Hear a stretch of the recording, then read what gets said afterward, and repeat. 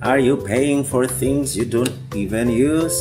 Welcome sa Money Wise tayo. Ako po si Tusbay at dito tinuturuan po tayo na maging wise sa pera para maabot po natin ang financial freedom. Alam mo ba na maraming tao ang nawawala ng pera hindi dahil sa malalaking gastos kundi sa maliliit na hidden leaks. Isa na dito yung mga subscription na hindi mo naman ginagamit gaya ng streaming apps, gym memberships, software o kahit mga premium accounts. At first, maliit lang, 149 dito, 499 doon. Pero kapag pinagsama mo sa loob ng isang taon, libo-libo na po ang nawawala sa ating bulsa. Money that could have been invested, saved, or used for something that truly matters.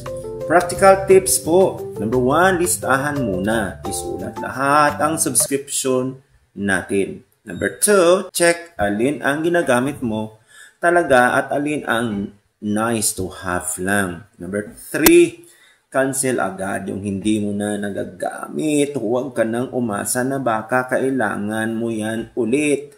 Number 4, set reminders. Kung ayaw mong mag-renew ng auto, i-off mo kaagad. Remember, financial freedom is not about how much you earn, but how smart we manage what we already have. Kung hindi po natin ginagamit, huwag mo nang bayaran. Cut the waste, invest the rest.